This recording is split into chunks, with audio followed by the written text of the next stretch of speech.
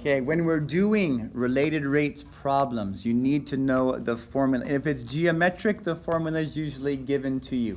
So this question about a sphere has the formula for the volume of a sphere.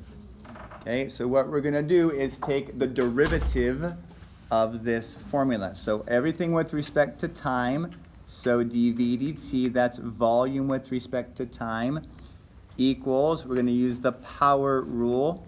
So we multiply that by 3, and the 3's cancel. So 4 pi r to the second power, and then we're multiplying it by dr, the derivative of the radius with respect to time, the rate of change of your radius.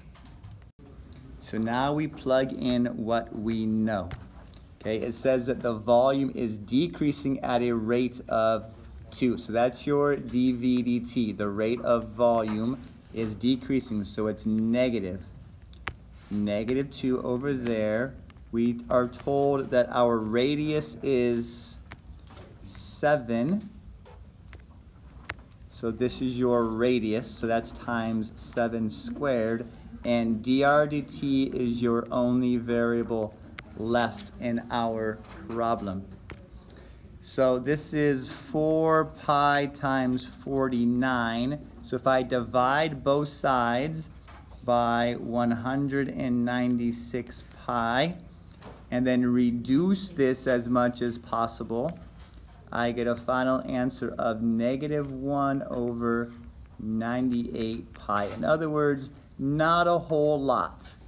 And our units are centimeters per minute. Okay, so our radius is not shrinking very fast at all. Negative 1 over 98 pi. Sorry, the negative needs to be bigger. Negative, because the radius is decreasing.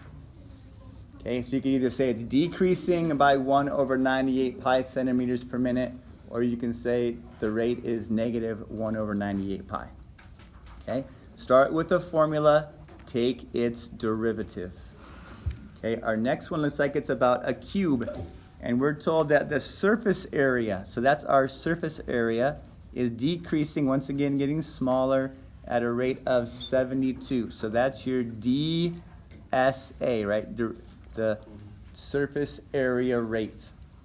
And it says, what is the rate of change of the volume of our cube? So that's going to be our dv dt when our cube is 3 inches long. Okay, so it tells you all the information we need. Okay, so let's use, well, what shall we use first? We want the volume, so let's look at our volume formula. What's the derivative of our volume formula? dv dt equals 3s squared times ds dt. So our volume is changing in proportion to the side length, which we know. Check, the side length is 3 inches. Do we know the rate that the side is changing? Not yet, so we have to use that. No, we currently don't. So we have to come back over here and use some other information. Maybe this formula would be good to start with. Maybe so. So let's take the derivative with respect to time of our surface area. Since we know something about its rate, we know something about the rate of our surface area. So d surface area with respect to time equals 2 times 6 is 12s times ds dt. Well, this is perfect. I know the surface area. That's negative 72, right? Because it's decreasing, so we're going to put a 72 in here. Our side length is 3, and that's going to allow us to figure out what our rate of change of the side length is. 12 times 3 is 36. So if we divide both sides by 36, our side length is changing at a rate of negative 2 centimeters per minute. Okay? So we couldn't find the volume directly because we didn't know our rate of change of your side length. So we use our surface area to figure out what the rate of change of our side length is. So now we can plug it into our formula over here for rate of change of volume. Okay, the 3 is from our 3. The side length is 3, so that's where this s goes. This 3 comes from the side length. This 3 comes from our derivative. Times -2, that's the rate of change of our side length. Okay, so yes, our volume is also decreasing at a rate of, this is 9 times 3 is 27, -54. And what are the units for volume? So it's the inches cubed. Inches cubed per minute. That's the rate of change of our volume.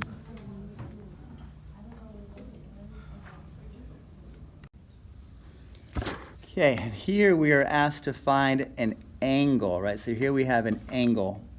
Theta is increasing at a constant rate. So we know our angle, which means this is going to be a trig problem. Okay, at what rate is y decreasing? So y is decreasing, right? Because our angle is opening up.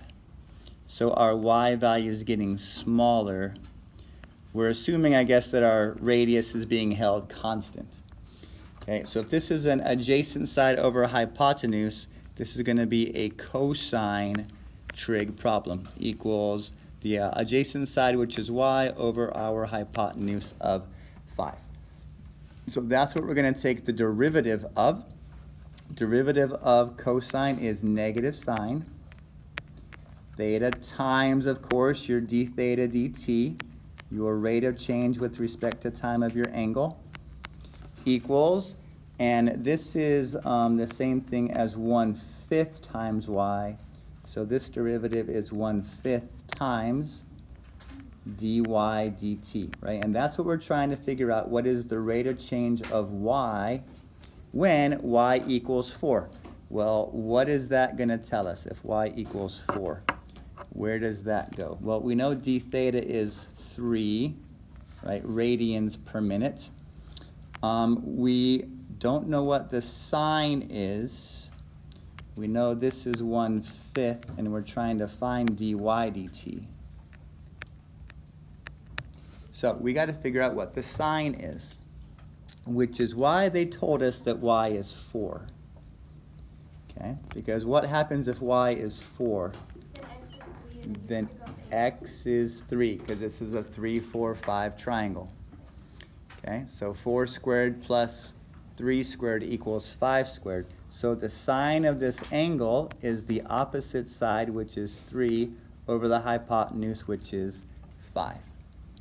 Okay, so we use this y equals 4 business to figure out that our sine ratio is 3/5. Okay, so we replace our trig with the fraction. We always do this with this type of a trig-related rates problem. You're going to have some type of a trigonometry as the derivative of the trig that you start with, right? Cosine goes to negative sine, sine goes to cosine, tan would go to secant squared, right? So this is always going to be a fraction based upon the 3 sides of your triangle. So know your trig ratios, opposite over adjacent, adjacent over hypotenuse, all the ones for your inverse trigs, your secants, your cosecants, hypotenuse over adjacent, things like that.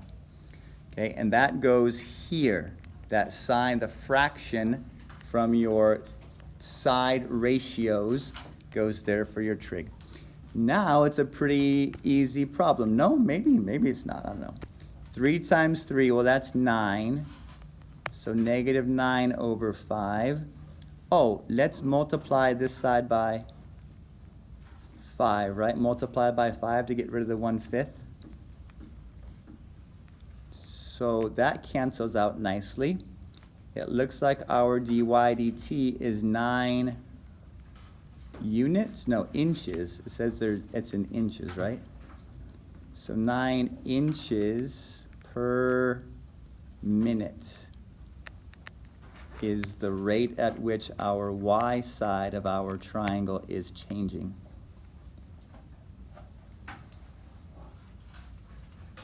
So in less than a minute, there will no longer be a y side.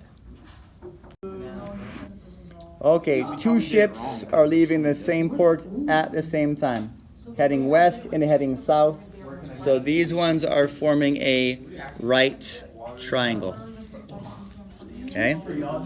And since both of these rates are changing, this is going to be a Pythagorean theorem type of a problem. Okay? So we know that boat A and boat B, if we take A squared's distance and add it to B squared's distance, that should give us the distance in between them. Okay? Since all three of these varied things are changing, they all begin as variables. So now we're going to take the derivative. So we have 2a times its rates plus 2b times its rates equals 2 times its rates. Okay. Now, here's the deal. We know the rates of our A, and we know the rates of our B, but we don't know how far they've gone. So A, this is the rate after 4 hours. So we need to know how far they've gone in 4 hours. So if A goes 25 miles an hour for 4 hours, they have gone 100 miles. And if B goes 35 miles an hour, then it's gone 140 miles. Which means that exactly at that time, if we use our Pythagorean theorem, we should be getting the square root of 29,600 as the distance in between them. So now we're going to plug everything in. Well, first of all, I can divide all these by 2. They all have a multiplier of 2. So let's do that a little simpler. 100 is the distance that A has gone, and its rate is 25 miles an hour. Plus 140 is the distance B has gone, and its rate is 35 miles an hour, equals whatever the square root of 29,600 is, times, I don't know its rate, and that's what I'm going to try and find out. So I'm going to add, well, first multiply 2,500 and whatever that number is, and then I'm going to divide it by the square root of 29,600. Okay, just to save myself some space on here, and I get the answer of our hypotenuse is changing at a rate of 43.012 miles per hour from my calculator. Okay, our next one is one of my favorite ones. We have a full tank in the shape of a cone that's being drained at a rate of 16 cubic feet. So that's its volume, right? dV to T is the amount of water in here. So this is our rate of change of volume, dV dt. Okay, the radius of the cone is 8 feet while the height is 24 feet. Right? That's got absolutely nothing to do with our problem. We don't plug those in anywhere. At what rate is the depth of the water changing when the depth is 10 feet? Okay, so let's go to our formula from geometry of a cone. 1/3 of pi r squared h. Right? It's 1/3 of a cylinder. A cylinder is pi r squared h. Notice that there are 2 variables. But we are only asked for what rate is the depth of the water changing. So we don't know anything about the rate for our radius, which means we want to get rid of radius in our problem altogether. And we do that by noticing some more geometry, that this is a right triangle. And as the height changes, the radius changes in proportion. So there's a ratio.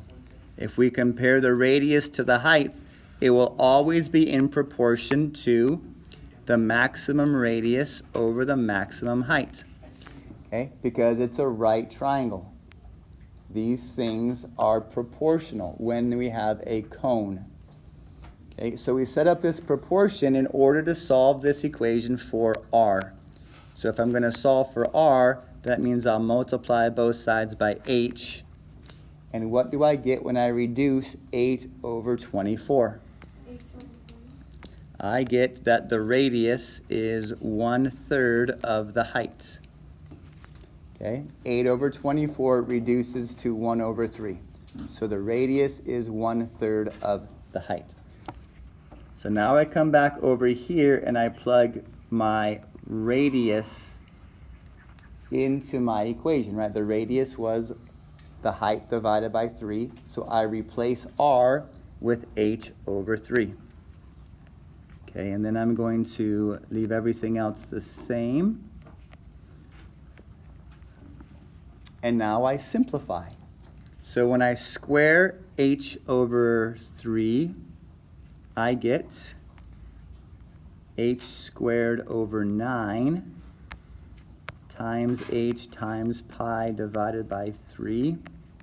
So my final formula is pi h cubed divided by 27.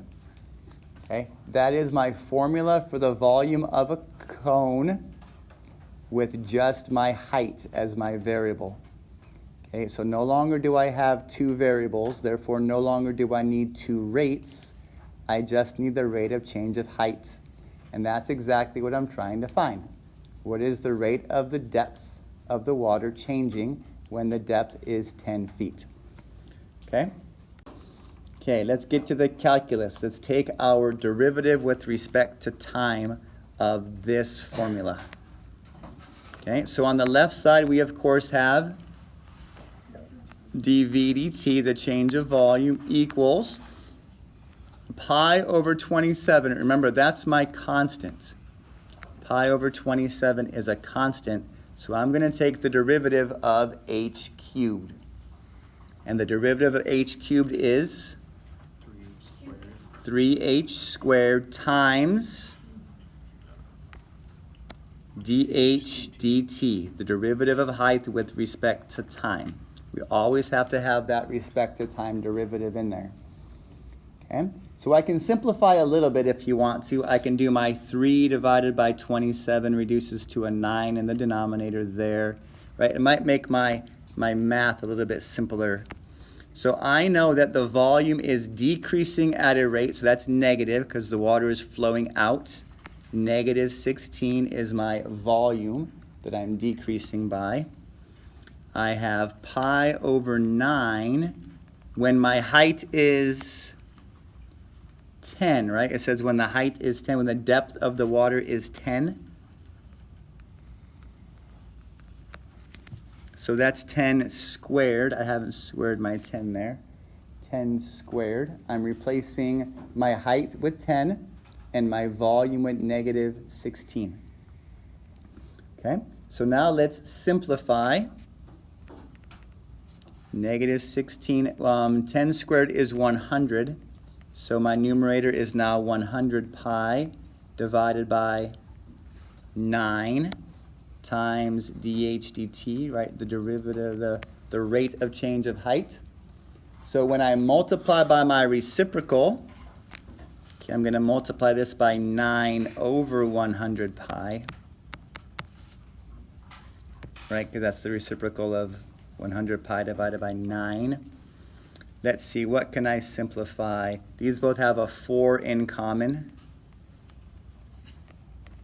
right? So 16 over 100 reduces to 4 over 25. So 9 times negative 4 is negative 36 over 25 pi would be the rate at which my height is changing. which is not very much. I think in my decimal, my calculator came out to be negative 0.458. And my units are feet per minute. So that is the rate at which my height is changing, right? It's negative because the water is running out and the water is getting more shallow, or in other words, less deep. So I have a negative rate. Okay, and now we have our lamp post problem, which is a pretty classic problem from calculus. We draw two triangles, right? One involving the lamp post, and we have a nested triangle inside, in this case, the woman's height. The woman is 5.5 feet tall. The lamp is 20 feet above the ground. Okay, 20 feet above the ground. So we know that the rate is changing, right? So we're going to call this thing in here D, the distance away from the lamp. And then, just because my S's and my 5's look alike, I'm going to make my shadow be the variable W. So you can call it whatever. If you want to use S for shadow, that's fine. X for shadow, that's fine. I'm using W, the last letter of shadow.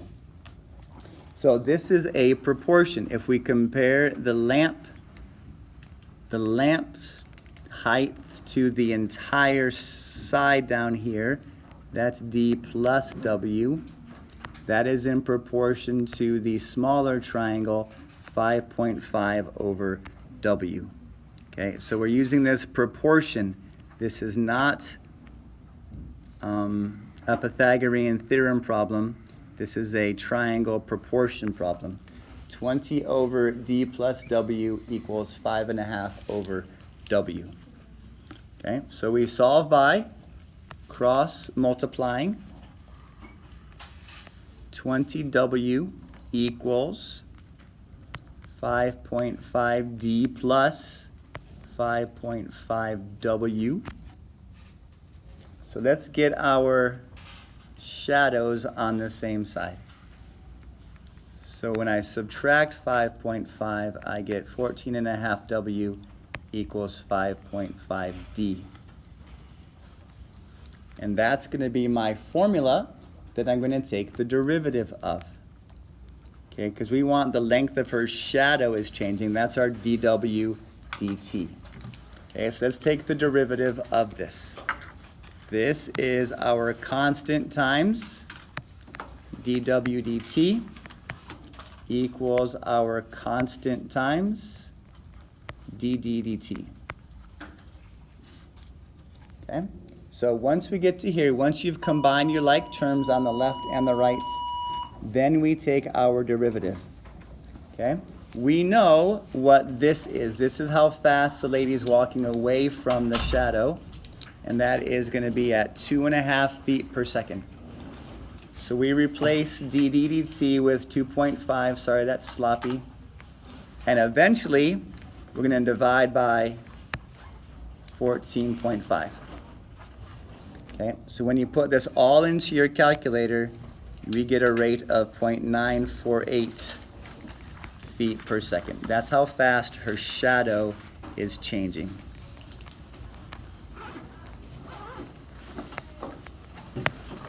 Okay, so there are some pretty good rate problems that we use in calculus.